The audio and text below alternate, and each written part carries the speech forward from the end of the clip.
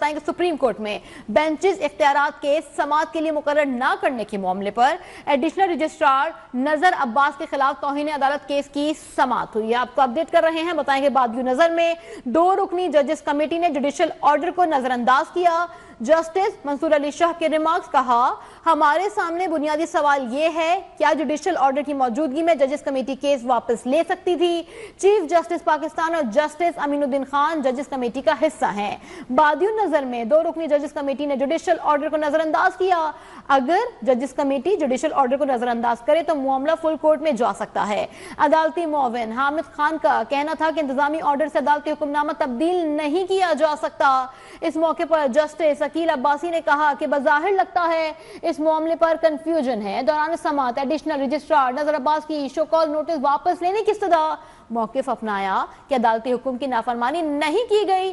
عدالتی آرڈر پر بینچ کے معاملے پر نوٹ بنا کر پریکٹس پروسیجر کمیٹی کو بھجوا دیا گیا ہے۔ مزید تفصیلات جان لیتے ہیں نمائندہ نیوز ون ابرار حسین استوری سے۔ ابرار، بتائیے گا سماعت کی مزید کیا تفصیلات ہیں آپ کے پاس؟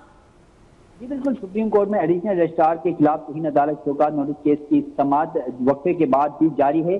عدالتی معاون حامد خان نے آج دلائل دیے جس پر جسٹس منصور علی شاہ نے کہا کہ جوڈیشل آرڈر کو انتظامی سائٹ سے تبدیل کیا جا سکتا ہے، جس پر وکیل حامد خان نے کہا انتظامی آرڈر سے عدالتی حکم نامہ تبدیل نہیں ہو سکتا۔ اس کے ساتھ ساتھ جسٹس منصور علی شاہ نے یہ بھی کہا کہ کچھ ججز کو کم اختیارات ملنا اور کچھ کو زیادہ ایسا نہیں ہو سکتا۔ وکیل حامد خان نے یہ بات کی تو جسٹس منصور شاہ نے یہ کہا کہ یہ سوال الگ ہے، جبکہ اگر ہم آرٹیکل 191 کی تشریح کا کیس سنتے تو یہ سوال اٹھایا جا سکتا تھا۔ ہمارے سامنے کیس ججز کمیٹی کے واپس لینے سے متعلق ہے اور چیف جسٹس پاکستان اور جسٹس امین الدین خان ججز کمیٹی کا حصہ ہیں، جبکہ بعد نظر میں 2 رکنی ججز کمیٹی نے جوڈیشل آرڈر کو نظر انداز کیا۔ اگر ججز کمیٹی جوڈیشل آرڈر کو نظر انداز کرے تو معاملہ فل کورٹ میں جا سکتا ہے۔ جسٹس منصور علی شاہ نے عدالتی معاونین سے یہ کہا کہ اس سوال پر آپ کی ہمیں معاونت کی ضرورت ہے۔ جسٹس عقیل عباسی نے اس دوران کہا بظاہر لگتا ہے اس معاملے پر کنفیوژن تو ہے۔ حامد خان صاحب، آپ آرٹیکل 191 کو کیسے دیکھتے ہیں؟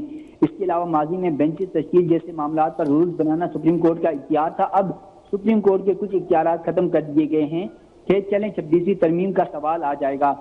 اس کے بعد جسٹس منصور علی شاہ نے کہا کہ اب دنیا کے کسی ملک میں بینچز عدلیہ کے بجائے ایگزیکٹو بناتا ہے، جس پر حامد خان صاحب سے دوبارہ انہوں نے پوچھا جسٹس منصور شاہ نے کہ حامد خان صاحب آپ کے ذہن میں کوئی ایک ایسی مثال ہو تو بتائیں، جس پر وکیل حامد خان نے کہا کہ دنیا میں ایسی کوئی مثال نہیں ملتی۔